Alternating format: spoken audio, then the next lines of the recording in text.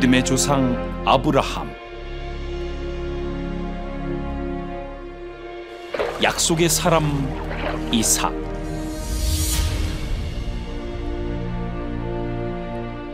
하나님과 씨름한 야곱,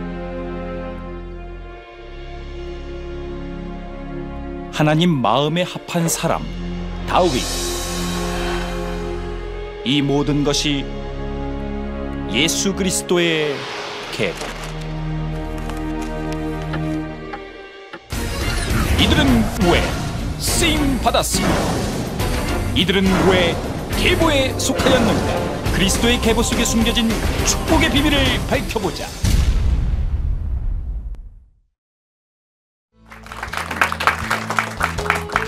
성도 여러분, 안녕하십니까?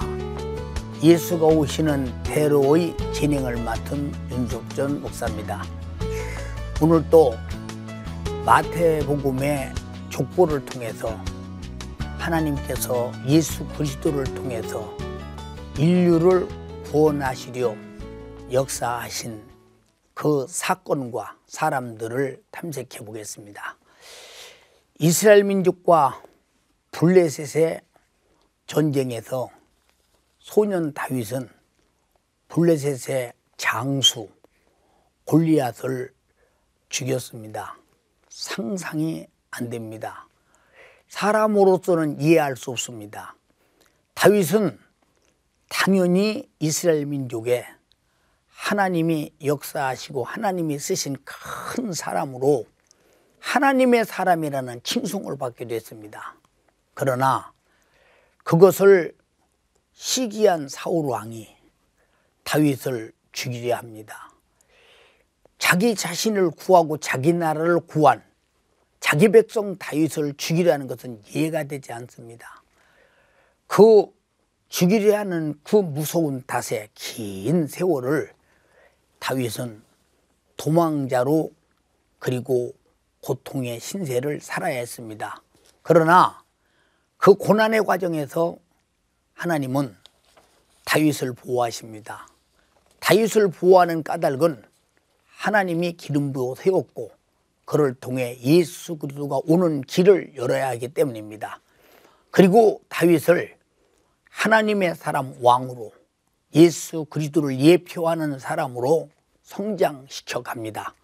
오늘은 그 다윗을 통해서 하나님이 역사하시는 섭리를 한번 체험해 보면서 이해하며 은혜 받는 시간 되고자 합니다. 오늘 또 귀한 말씀을 여러분에게 속 시원하게 말씀해 주시고 또 의문을 해결해 주실 두 교수님들이 나와 주셨습니다. 안녕하세요. 감사합니다. 서울 장신대학교 겸임교수시며 한국성서지리연구원장이신 홍순아 교수님 나오셨고요. 안녕하세요. 한세대학교의 차준희 교수님께서 오늘 은혜로운 말씀을 준비하고 이 자리에 오셨습니다. 감사합니다. 감사합니다.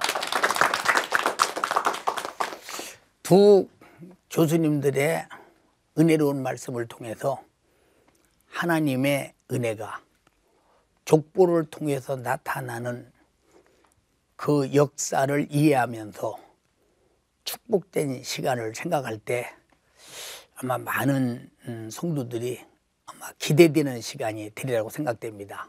오늘 또 성경의 세계 속으로 예수가 오시는 대로의 길로 먼저 들어가 보시겠습니다.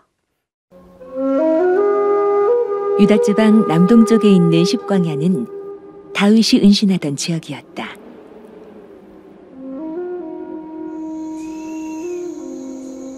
요나단은 사울을 피해 십광야 수풀에 숨은 다윗을 이곳에서 만났다.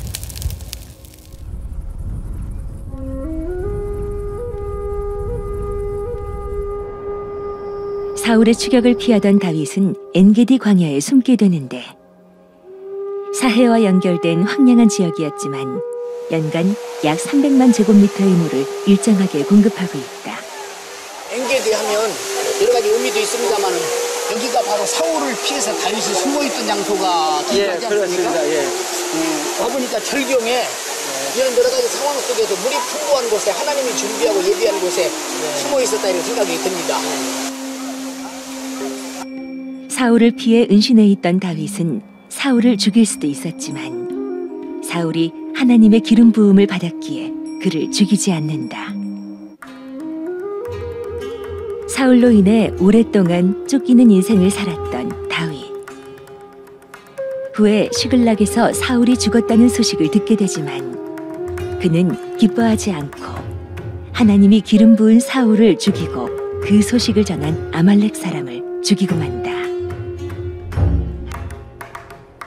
하나님의 때와 방법에 순종한 다윗의 이 믿음이 바로 다윗을 예수의 족보에 오르는 위대한 사람이 되게 한 것이다.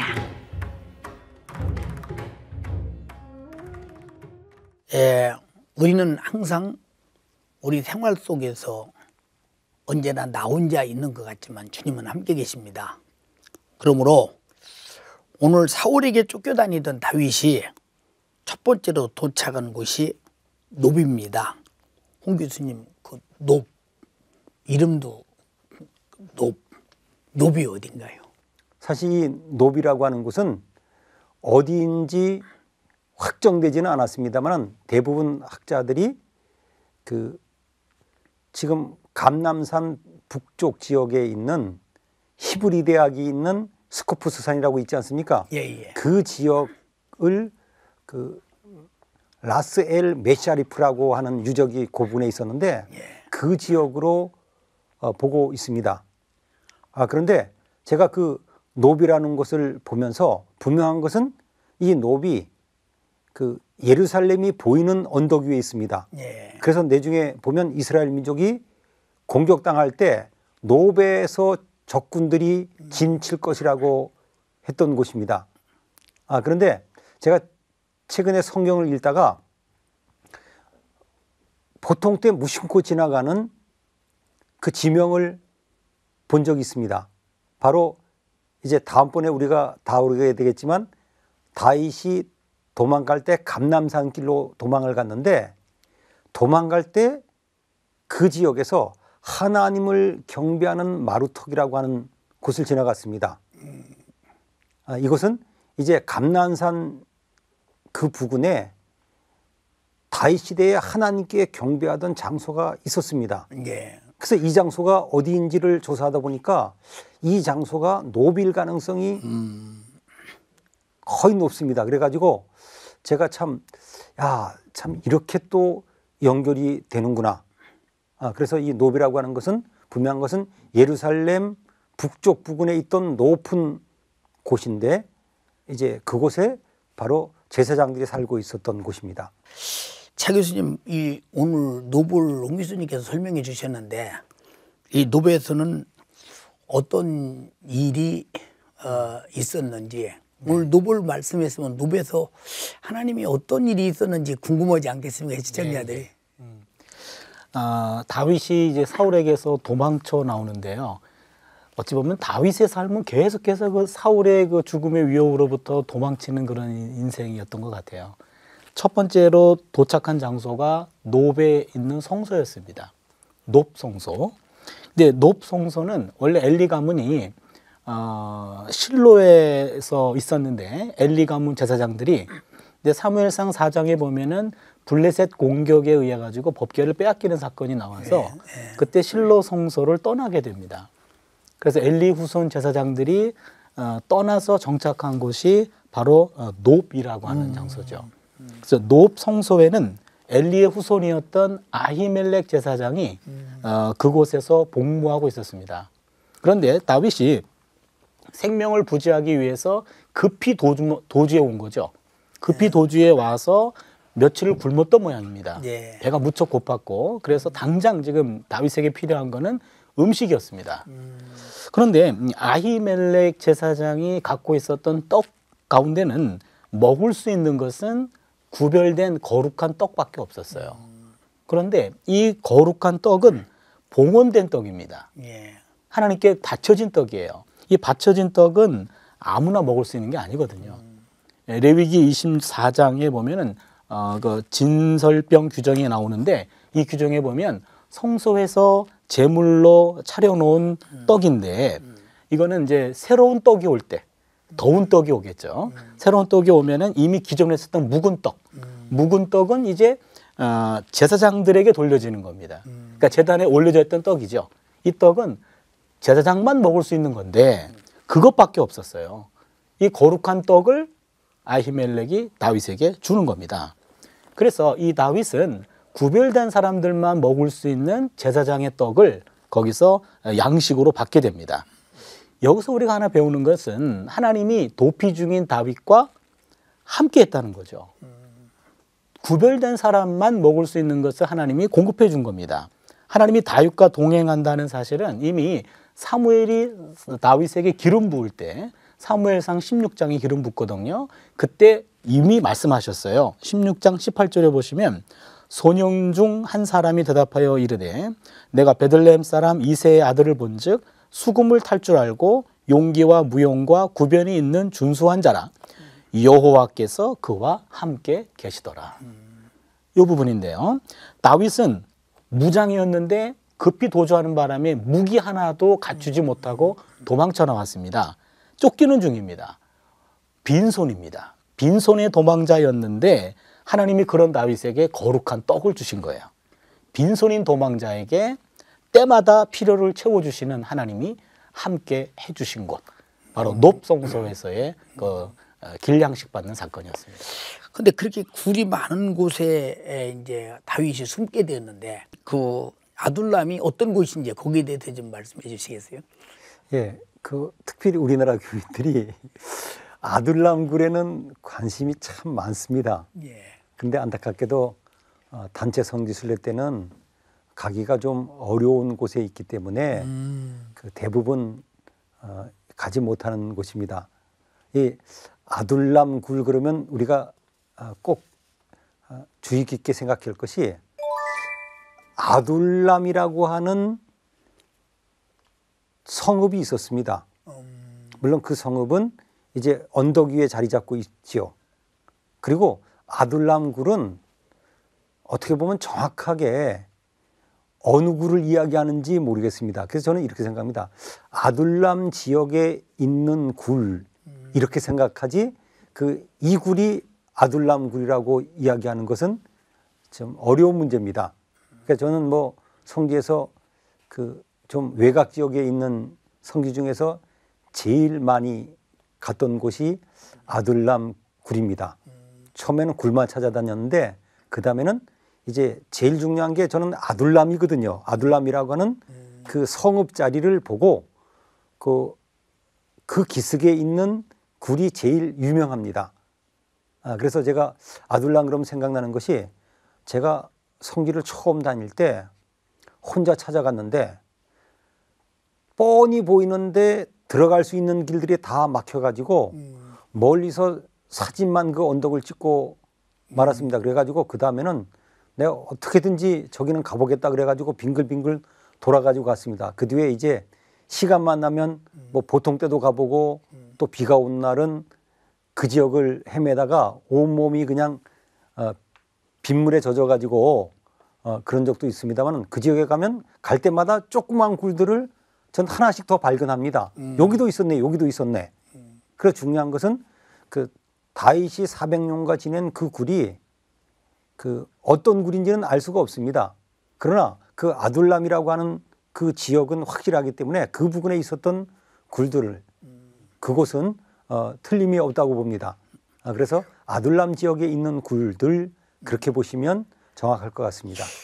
지금 두 교수님들의 말씀을 들으면서 방청객들이 아마 의문이 있고 알고 싶은 부분도 있을 것입니다. 그 부분에 대해서 한번 설명해 주시기, 물어주시기 바랍니다. 홍 교수님께 여쭤보겠습니다. 구약 성경에는 동물 이름들이 많이 나오는데요. 그것들 중에는 현재까지 있는 것도 있고 사라진 것도 있을 텐데 남아있는 동물들 중에는 대표적인 것이 어떤 것이 있는지 궁금합니다. 예, 제가 성지를 다니면서 제일 그 자신이 없는 분야가 동물입니다. 왜냐하면 그 많은 동물들이 사라졌거든요. 예를 들면 요단강가에 분명히 성경에 보면 그 사자가 살았다 그랬는데 그 뭐 요단강 부근에서 지금 사자는 전혀 없습니다. 그래서 이제 성경에 나온 그 동물들 가운데서 그 지역이 개발되고 사람들이 많이 살면서 없어진 것들도 많습니다. 예를 들면 낙타 같은 경우는 이렇게 허벌판에 몇 마리가 있으면 야, 야생 낙타인가 보다. 그래서 제가 야생 낙타는 한 마리도 없다고, 양도 마찬가지라고. 그런데 그 어떤 동물들은 지금 남아 있는 게 있습니다. 그 중에 이스라엘에서 비교적 가끔 볼 수 있는 특별한 야생 동물이 있습니다. 이것을 그냥 보통 아이벡스라 그럽니다. 성경에는 신명기에 한번 나오는데 볼기 흰 노룩 이렇게 한번 나왔습니다. 그 아이벡스라고 한 그곳이 그 특별히 엔게디에 가면 그 지역에 몰려 삽니다. 그래서 이것은 그 야생입니다. 그래서 보통 이것을 야생 염소라 그럽니다. 저는 또 이제 보고 싶었던 것 중에 하나가 그 전갈이거든요. 아직까지 전갈을 사진을 한 번도 못 찍었습니다. 물론 찾기가 어려운데 한 번은 그 이집트에서 전갈을 보고 제가 사진을 찍으려고 뛰어갔더니 옆에 있던 경찰이 놀래가지고 그 자리에서 돌로 쳐서 죽였습니다. 왜냐하면 물리면 죽기 때문에 전 지금도 아쉬워요. 그 전갈을 볼 수 있는 기회가 거의 없는데 어쨌건 그 엔게디는 그 새끼 염소의 셈이라고 하는데 그 엔게디에 가면 시간만 잘 맞춰 들어가면 야생 염소들이 지금도 제법 많이 살고 있습니다. 그일라와 10 마흔 황무지라는 곳이 있는데 이 황무지에 다윗이 절제절명의 위기를 맞았던 피신처라고 생각됩니다. 홍 교수님께서 그 지역들이 어떤 곳이기에 이렇게 다윗이 진퇴양난을 맞이하던 곳이었는지 그 장소를 설명해 주시면 아마 하나님의 역사가 더 이해될 것입니다. 예, 그일라라고 하는 곳은 지금 팔레스타인 지역인데 찾아가기가 조금 어렵습니다. 그런데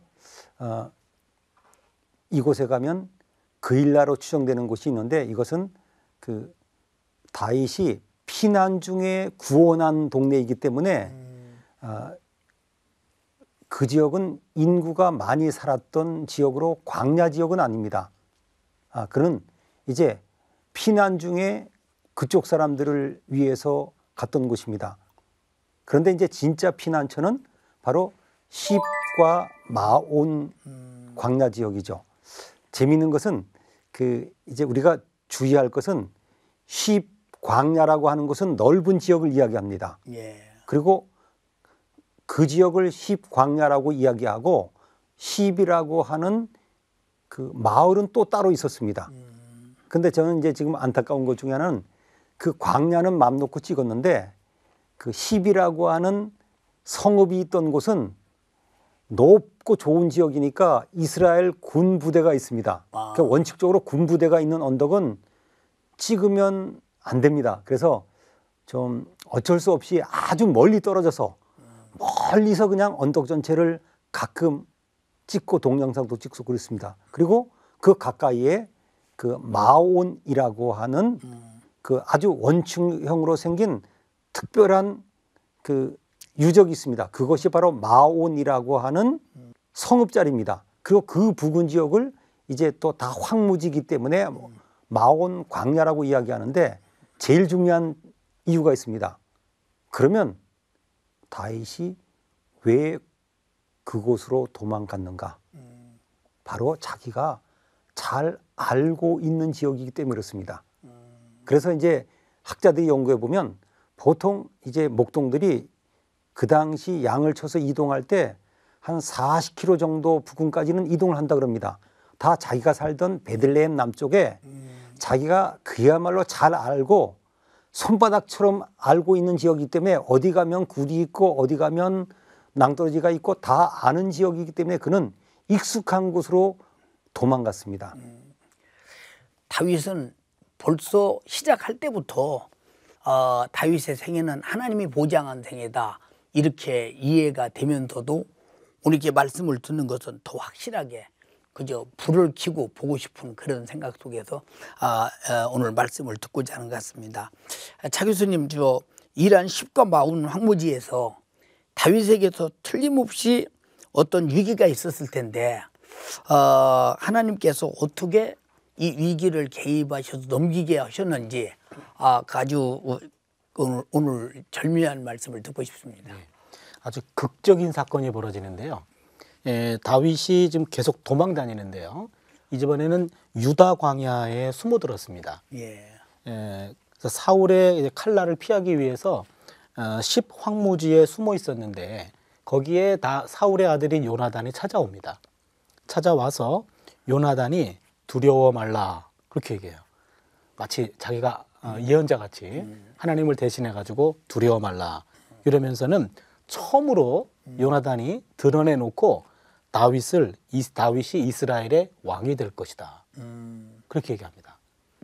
이게 사무엘상 23장 17절에 나오는 말씀인데요. 요나단이 그렇게 얘기합니다. 다윗은 이스라엘의 왕이 되고 그 다음은 내가 왕이 될 것이다. 이게 순서대로 보면은 사울의 아들은 요나단이기 때문에 요나단이 왕이 되고 그다음에 사위인 다윗이 왕이 되는 게 순서일 겁니다. 그런데 요나단은 당신이 먼저 왕이 되고 그다음 내가 왕이 될 것이요. 일종의 약조를 맺습니다. 언약을 맺어요. 이거를 우리가 학자들은 권력 분할이다 그렇게 얘기합니다. 우리 하나의 왕자리를 놓고 싸우지 말고 친구 사이고 그리고 하나님의 뜻을 이미 알았기 때문에 요나단은 당신이 먼저 왕이 되시오. 그 다음 차기는 나한테 넘겨주시오. 이렇게 약조를 합니다. 그러니까 요나단이 자신에게 주어질 왕자의 자리를 포기하고 다윗에게 넘기고 다윗을 지지하고 자기는 기다리겠다. 그렇게 약조를 하죠. 그런데 그것이 10 황무지에서 일어났던 일인데 10에 있었던 사람들이 또 밀고를 합니다. 그러니까 이 사울의 사람들이 정보원들이 곳곳에 있어요. 그러니까 다윗이 도망가는 곳마다 사울의 사람들이 숨어 있었습니다. 당신이 찾는 다윗이 10 황무지에 있습니다 라고 고발이 들어갔어요. 다윗이 또 도망갑니다. 그때 도망간 게 마원 황무지예요. 그래서 마원 황무지로 급히 도망을 갔는데 또다시 쫓기는 사냥감의 신세가 된 거죠. 드디어 코너에 몰렸습니다. 위기입니다. 이제는 사울의 사람들에게 완전히 포위를 당했습니다. 이제 다윗의 모든 것이 무너지는 순간입니다. 여기서의 다윗은 이제는 끝장나는구나 싶었습니다. 사냥꾼의 사냥감 몰이가 끝장나는 순간입니다. 절대절명의 순간이었는데 이때 전령이 옵니다. 전령이 와가지고 소식 하나를 전해요. 과연 이 사울이 죽이고 싶었던 다윗의 마지막 목숨을 거둘 수 있는 그 순간에 급보가 날라옵니다. 어떤 급보가 날라왔냐면 블레셋이 침공했습니다. 이거예요. 저는 이 성경을 읽으면서요. 그때 블레셋이 침공했습니다라는 전령사가 그 시간에 안 왔다면 다윗은 죽는 겁니다. 그 자리에서. 그 얘기를 듣자마자 사울은 다윗의 목숨보다도 이스라엘의 존폐가 더 중요했어요. 그러냐 하고 당장 사울 몰이를 멈추고 블레셋을 치려고 군대를 돌립니다. 결론적으로 다윗이 위기를 모면하죠. 사울의 추적은 여기에서도 실패합니다. 아까 우리 홍 교수님 말씀하셨듯이 이 10 황무지와 마원 황무지는 다윗이 잘 알고 있는 지역이에요. 그래서 다윗이 지형을 잘 알고 있었기 때문에 또 하나는 사울보다 월등한 능력을 갖고 있기 때문에 이런 위기를 모면한 건데 그것 못지않게 더 중요한 것은 하나님이 다윗을 사울의 손에 넘기지 않았다. 그렇게 나와요. 성경에. 삶에서 우연은 없습니다. 우리에게 닥치는 일이 우연을 가장한 하나님의 개입이고 하나님의 필연이라고 하는 것을 또 한번 배우게 됩니다. 오늘 이 프로를 보는 성도들이 나도 우리 주님이 나와 함께 계시고 나를 사용하신다면 나도 저런 아주 기생예상의 복이 있겠구나 막 이런 자신감이 막 넘치면서 주여 내게도 이런 기회를 주소서 아마 오늘 어느 코너에 몰린 사람들이 아마 그런 기도를 하지 않을까 생각되면서 막 믿음이 불끈 샘솟는 이런 하나님의 은혜로운 시간인 것 같습니다. 사울이 여러 가지 그 자기도 진짜 고통스러웠겠죠. 이제 다윗을 죽여야 자기가 왕이 계속 되어지니까 왕이 다윗을 죽이는 일에 항상 실패 하는 것을 보게 됩니다. 근데 이렇게 다윗이 이제 사울의 이제 칼날을 피해서 숨어 있던 곳들, 이런 곳들을 피해서 또 피해 갑니다. 장소가 발견되니까 이제 엔게디로 가는데 홍 교수님께서 엔게디가 어떤 곳이며 그 중요한 그 중에서도 사건들이 일어나지 않았습니까? 그런 사건들을 좀 설명해 주시기 바랍니다. 예, 저는 엔게디를 생각하면 참 그 신기한 곳이라고 생각해요. 목사님도 이미 가보셨지만 그 동쪽으로는 우리가 그 사해라고 부르는 그 소금 바다가 있지 않습니까? 예. 그리고 위쪽으로는 정말 그 광야의 그 누리끼리한 그리고 또 그 뭐 매캐한 그곳에 갑자기 골짜기가 2개입니다, 사실은. 목사님도 아시지만 예. 골짜기가 2개인데 재미있는 건 북쪽의 골짜기 이름이 그 다윗 골짜기입니다. 예. 참 그리고 어떻게 이런 곳이 있을 수 있을까? 그 한쪽은 사해 바다, 한쪽은 그 광야인데 그 사이에 어떻게 저렇게 폭포까지 내리는 그곳이 될까? 사해가 그 해저 약 400m 아닙니까? 네. 그리고 거기서 한 200m 올라온 그 지역에 그야말로 뭐 물이 있으니까 물은 생명 아닙니까? 그렇죠. 저는 그래서 참 거기를 좋아하는 게 개인적으로 혼자 다닐 때는 거기를 여러 번 가봤습니다. 가다 보면 이렇게 그 다윗이 피했을 수도 있는 굴들도 중간중간 보이고요. 그다음에 거기에 올라가면 제일 큰 그 폭포를 예. 다윗 폭포라 그럽니다. 예. 저는 어느 날 갔더니 관광객이 하나도 없어요. 그래서 제가 한동안 그 다윗 폭포를 혼자 전세 내 가지고 예, 찬송가도 부르고 뭐 사진도 찍고 동영상도 찍고 그랬습니다. 그런데 중요한 게 있습니다. 이 배경을 지리적으로 모르면 성경 내용이 이해가 되지 않습니다. 다윗이 도망가다가 왜 다윗을 잡으려던 사울 왕을 부르고 말을 겁니까? 우리 통상적으로 보면요, 말을 했다는 건 50m, 100m인데 예. 뭐 그야말로 쫓아가면 2, 30초면 잡히는데 어떻게 말을 걸었을까? 근데 그건 그 지역을 가보면 압니다. 왜냐하면 가운데 골짜기가 있을 때 반대편 언덕 부분에서 말을 걸면 그 쫓아오는데 1시간, 2시간 걸죠. 그 사이에 도망가면 되거든요. 그래서 제가 성서지리를 강의할 때마다 정말 지리를 알지 못하면 성경의 내용을 제대로 모르는 경우가 있는데 가장 그 예를 들 수 있는 게 바로 이 엔게디다. 그래서 거기 가보면 그 다윗과 사울의 그 대화를 나누고 이런 모든 것들이 이해가 간다. 그래서 이 엔게디는 정말 성지에서 가장 그 환상적인 곳이 아닐까. 우리나라에서는 도저히 볼 수 없는 그 특수한 지형이 있는 곳입니다.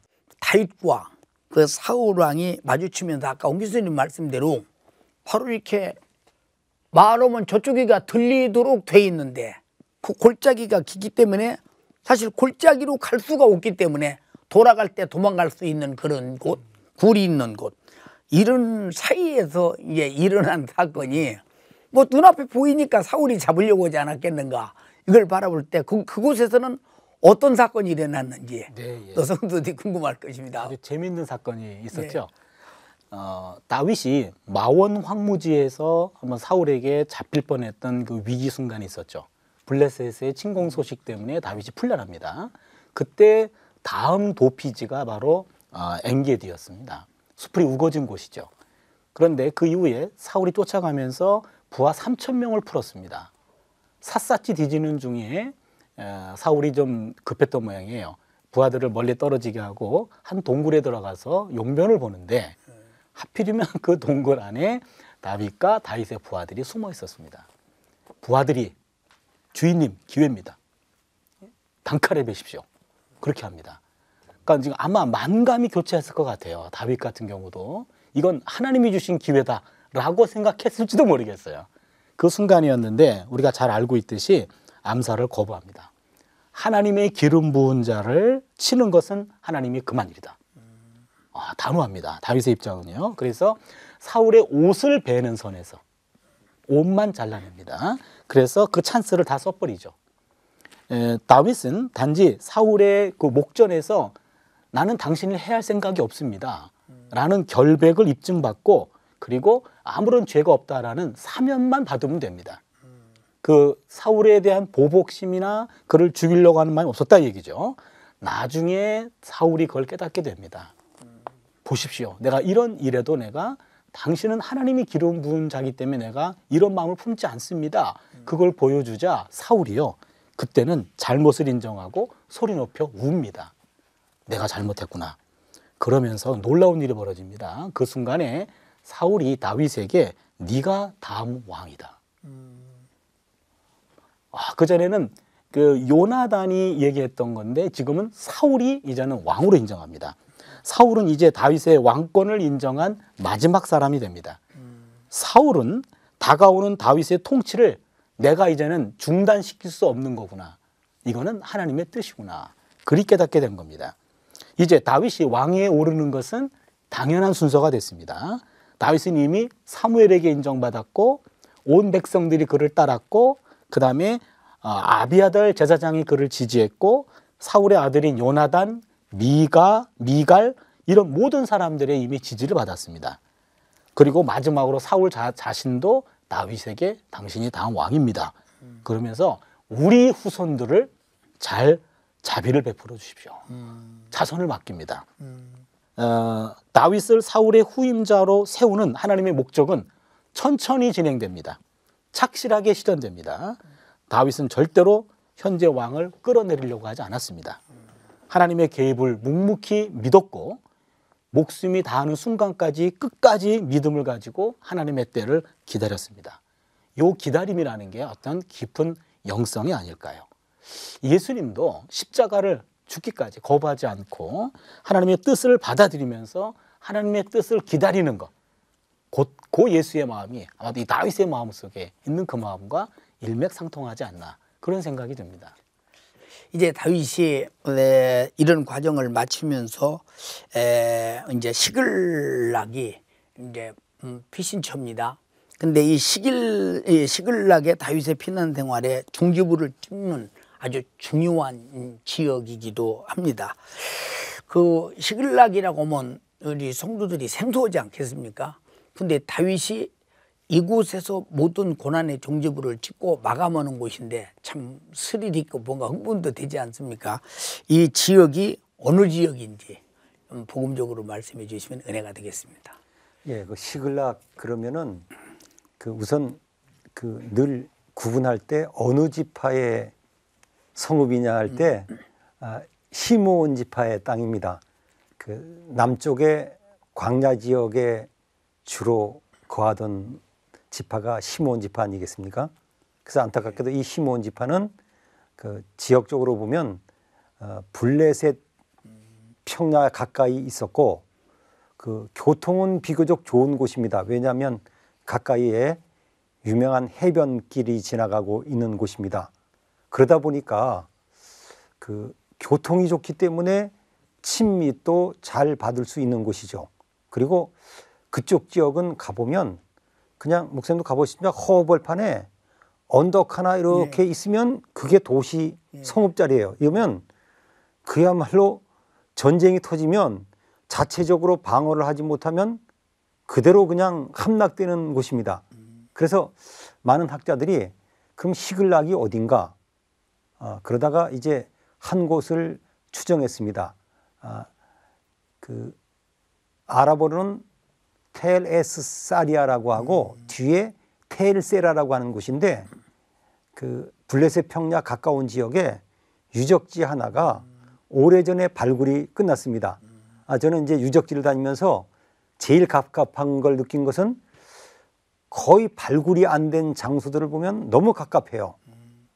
그리고 여기는 벌써 오래전에 발굴되었기 때문에 그냥 지나가면 무슨 언덕이 저런가 그러지만 자세히 보면 이미 고고학자들이 제대로 발굴을 해서 그 텔의 한쪽 옆을 이미 파들어갔습니다. 그래서 여러 시대의 그 모습들이 보여지는 전형적인 이른바 텔의 모습이 있습니다. 그래서 벌써 성경 시대부터 아랍 시대까지 좋은 장소이기 때문에 계속해서 사람들이 살던 유적이 있는 곳입니다. 그런데 안타깝게도 그 모를 수밖에 없는 것은 이 지역은 아예 작정하고 걸어 들어가든지 아니면 사륜구동을 타고 들어갈 수밖에 없는 한적한 곳에 있기 때문에 이 시글락은 잘 알려지지 않습니다.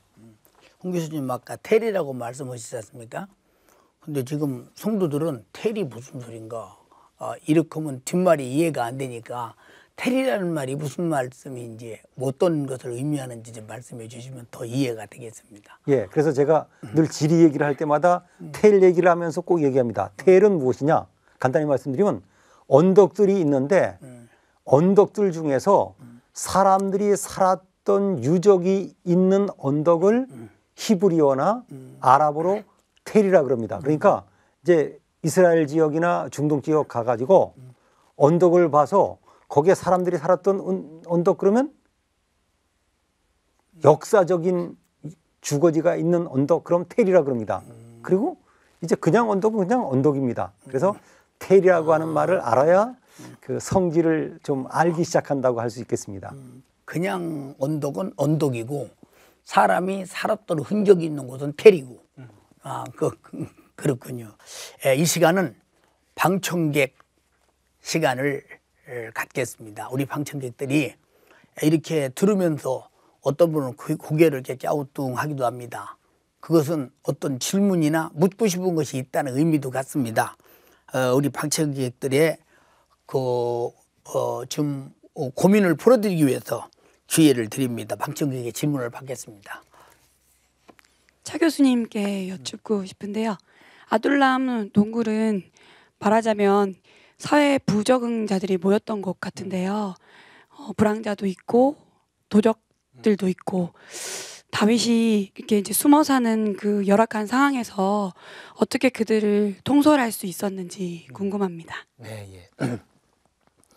그 아둘람 동굴에 한 400명 정도가 함께 있었거든요. 근데 거기 아둘람 동굴 안에는 공경에 빠진 모든 사람들, 빛이 있는 모든 사람들, 영혼이 쓰라린 사람들. 아무튼 쉽게 얘기하면은 그 당시에 뭐가 좀 사회에 적응하지 못한 그런 사람들이 모인 곳이었어요. 그것도 동굴 안에, 그것도 400명이. 그 사람들은 패배감에 있었고 열등감에 사로잡혔고 이런 사람들이었는데 그런 사람들 400명과 거기서 생활을 한 겁니다. 다툼도 많았겠죠. 그리고 막 신세한탄도 하고 공격도 하고 막 이런 사람들인데 그 사람들과 소통합니다. 그들과 교류합니다. 그들을 훈련시킵니다. 그거를 통해서 아마도 다윗이 리더십을 배우는 것 같아요. 말이 안 통하는 분들과 계속 소통하면서 그들의 마음을 위로해주고 그들에게 리더십을 인정받고 그들의 마음을 하나로 묶어주는 거죠.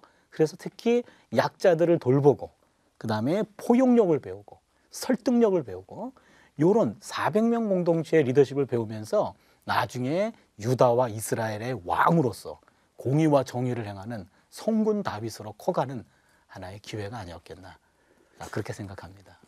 참 다윗의 생애를 보면 어느 곳에나 고난은 있었으나 지금까지의 고난이 그냥 고난이 아니라 값을 치르고 더 큰 것을 받는 그런 고난이 아니었나 싶습니다.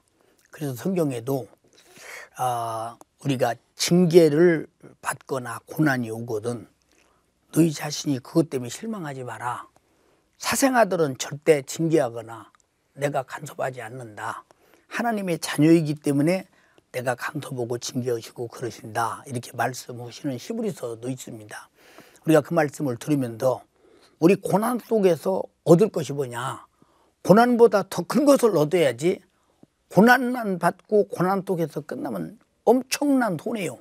결국은 하나님과의 버림받고 나는 고난에서 고통만 당하고 끝이 난다고 할 때 이 손해는 이루 말할 수 없습니다. 그래서 우리 주님과 함께 있는 사람은 바로 주님이 오시는 길목에서 일했던 족보에 있는 사람들과 같이 또 오늘 주님과 함께 있는 사람은 재림하시는 우리 주님을 맞이하기 위해서 마태복음 24장에도 성도들의 고난을 말한 것처럼 바로 예수를 모신 사람의 고난을 통해서 예수를 만나게 되는 것처럼 이 족보의 고난을 통해서 예수를 이 땅에 오시게 하는 아름다운 역사를 발견하게 되는 것을 배우면서 우리가 주님 모셨거든 고난보다 100배 큰 축복을 꼭 얻는 여러분들이 고난의 기회를 축복의 기회로 삼았으면 좋겠습니다.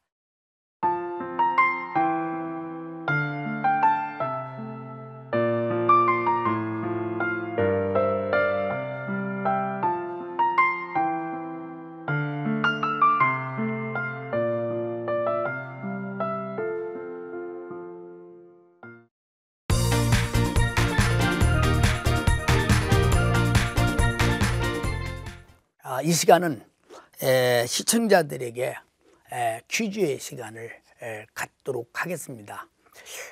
여러분들이 지금 교수님들이 하신 말씀이기 때문에 바로 여러분은 답을 아실 것입니다. 다윗과 그 부하들의 숨어있던 굴의 이름은 무엇입니까? 다윗과 그 부하들이 숨어있던 그 굴의 이름은 무엇입니까? 아마 바로 알 것입니다. 아마 여러분들이 바로 아마 지금 답을 뜨리라고 생각합니다. 이에 대한 답을 지금 아래 나가는 주소로 보내주시면 추첨을 통해서 제가 쓴 책과 우리 두 교수님이 쓴 명저서를 선물로 드리겠습니다. 선물로 받으실 분에게 먼저 축하드립니다.